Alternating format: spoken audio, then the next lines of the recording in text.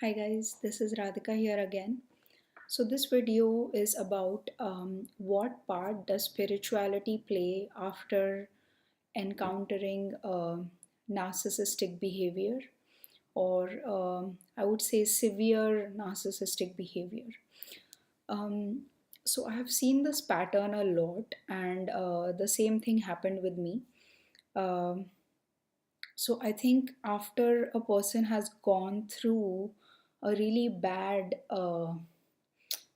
patch with narcissists or with a narcissistic person or with a narcissistic clan, um, a lot of times that person discovers spirituality. And I don't mean like a religion, but I mean, or it could be a religion. You could practice spirituality um, within a particular religion, but I mean spirituality as in just understanding of energy or how important your thoughts are, how this reality comes into existence, and also discovering some kind of for the lack of a better word, like superpowers. Like maybe you can read someone's thoughts, or you can get to know some backstory without actually being there, but just by the way certain people are behaving, you intuitively figure out the backstory, why they are behaving the way they are. And a lot of these things, like you might get some visions and just some knowing that, oh, this is the way this is. And yeah, so such things happen, I think, quite a lot after someone has been through narcissistic abuse. And the same thing happened with me. So I was actually, I used to like search for this online just to see that is there really a connection. And I do feel like there is a big connection between um, being a scapegoat in a narcissistic situation and then suddenly having a spiritual awakening. Because for me, I was not at all spiritual before this experience. I was always a good person. I mean, I tried to always be a good person, but I was never into any religion. I used to read about Buddhism and I followed the principles, but all the paranormal kind of things that happened, I actually never believed in them. I never believed in superpowers and um, things like that, or energy for that matter. I understood Buddhism on a logical level, but I never actually understood as an experiential level. um, so yeah, I think there is a connection because I see a lot of people who come into spirituality after being um, kind of through this cycle of narcissism. So I'm just trying to elaborate that in this video, and I also plan to make videos which are of my spiritual experiences while I was going through this. And they might seem a little crazy because I did think I was going crazy for a while. I thought I have a mental disorder. Like along with depression, I thought I'm seeing things, so I'm really going mad. Um, so yeah, that's when I started researching this stuff like energy. Can you see energy and things like that?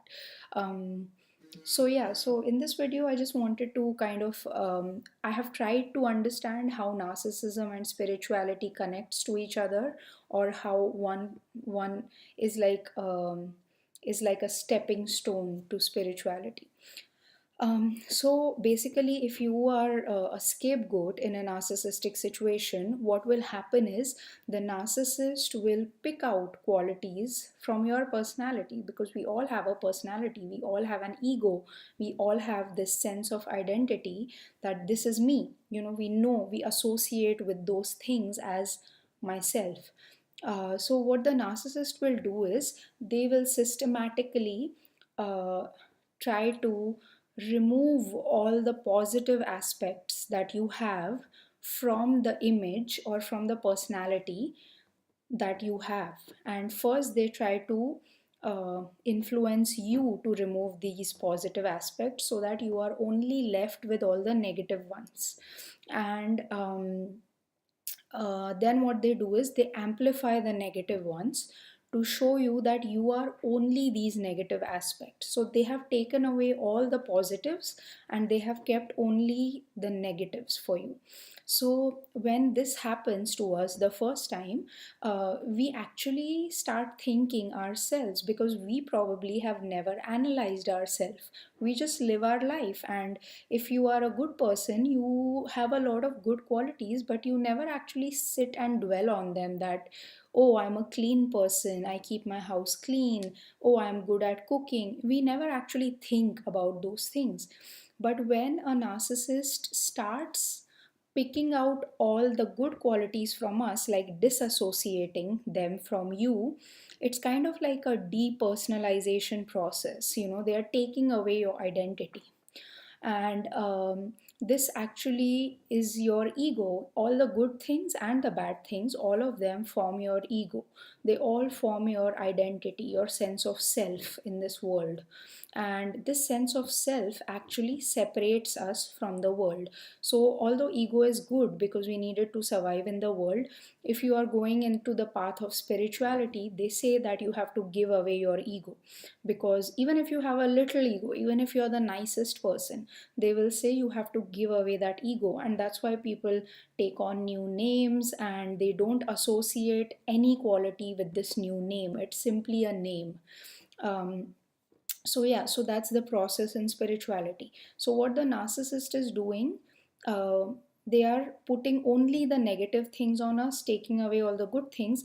So when it's happening to you the first time, or at least with me, when it was happening to me, I was actually introspecting that am I really all these bad things? Because a lot of people who were even close to me, very close to me, were telling me that I am these bad things. So I was very confused for some time, because I actually trusted their word. So I was thinking that am I really these bad things? And just that process in which you introspect that am I these things, who am I, you go into that process of questioning yourself, that who am I these qualities, or am I the bad qualities, am I the good qualities, who am I? And for some time they depersonalize you so much that you actually lose your ego. You become like this person who's trying to find out who you are.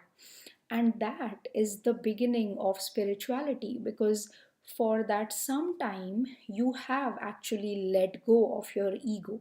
You are not holding on to it anymore. For some time you are actually wondering, who is this person? Who is this person that the narcissist is talking about? Am I that person? Because it doesn't sound like me, because they're trying to make you look completely different, something that you are not. So in all of this, what happens is you touch on that magic, which it is magic. It's magic that happens when you have completely gone into a state of questioning. Because if you are a good human being, you will also for some time give some advantage uh, to the narcissist, to the flying monkeys, because you might question yourself. You are not so held on to your ego, so you might go into that stage. And when you go into that stage is when you touch upon the magic of spirituality. And you might have an experience, like in my case I had several experiences. Or you might um, or you might just understand something suddenly, and that might start you off on the path of spirituality. um, and I can discuss this in some other videos, what experiences I had. um, but yeah, basically, this is one reason that you can actually experience something, and that can start your way into spirituality. The other way that I have seen is that all we human beings are actually looking for, um, from anyone or anything that we can in life, is love, validation, and acceptance. And for a lot of us, we put a lot of our truest and bestest and the most genuine efforts in getting these from either a narcissist or someone or a flying monkey who's related to the narcissist. And basically, we put all that we have into that, into it's our only purpose in life, and we feel it is our life. So we think that is our purpose in life. And when a thing like narcissistic abuse or something like this happens, it suddenly makes us realize that whatever you have been working for, which is love, acceptance, and validation, is based on these people giving it to you. So you are doing so many things for these things, for these three things from these people. Now, what spirituality does is, so basically, you ask it from these people and they don't give it to you, or in fact, they kind of bully you or abuse you and make you feel worthless when you have done so many things for them. So it takes kind of a U-turn, all the things that you did. So at this point you realize how mundane things are, how impermanent things are, which is suffering, right? And how much of it depends on other people, and it's out totally out of your control. So it does teach you to let go of things. And then you are left with, okay, so I was thinking this is the purpose in my life. Now if this is not the purpose in my life, then what is? So again, you come to that same place, which is like you don't know who are you, what do you want, what do you want to do in life. You are always left with those questions. And when you go into that questioning stage, spirituality comes to your rescue. It comes because what it does is it asks you to place trust in you or in a higher power. And that higher power is nothing but, you can call it anything. You can call it God, creation, um, cosmos, soul, um, whoever are the ascended masters that you believe in, Jesus Christ, Buddha, any of the Hindu gods, whoever. Basically what they are saying is there is something that makes all of this work and that makes you whole. And some people say it is like most of the religions, they will keep like they will mostly ask you to go inside and ask your own soul. So basically, all these religions are removing the expectation that we have placed on other humans, like our father, our mother, whoever, our husband, our children, whoever it is who has disappointed us in our understanding of love. And basically it asks us to place this expectation into God, which is on yourself, because God is soul and soul is inside you, and we all are souls. So basically it kind of asks you to become whole in yourself, because that's the only solution. There is no other solution. Like you can run away from a narcissist and go to someone else, and maybe that person supports your emotional needs for 2 months, 3 months, 4 months, 5 months. But after some time that person is going to tell you, you need to be strong now, you need to handle yourself. So ultimately all of life's experiences that disappoint us are kind of telling us that you need to be whole in yourself, because of course there are people to support you, but no one can support you all the time. You have to help yourself, you have to support yourself. And in supporting yourself, God and religion and spirituality are always like, they are like the magic pill. So you can help yourself by by just letting it go and asking God to help you. And in return, you will be helping yourself. So you can place your trust in God or creation or spirituality or whatever you believe in, and creation or cosmos or even science, whatever you believe in. It has to be something which is bigger than humans. It cannot be another human being, because another human being is going to disappoint you. So that is the truth of life. Even you, if I place all my expectations on you, just imagine what kind of a load you are carrying, because I am placing all my expectations on you. So it's a huge load. So we cannot place our expectations on whoever it is in our life. So the best solution is to place it on yourself, because the only thing that is under your control at any point in life is your own reaction, is your own energy. So you have control over your energy, over your emotions, over your thoughts. And that's what spirituality teaches us. That's what meditation teaches us. That's what mantra music teaches us.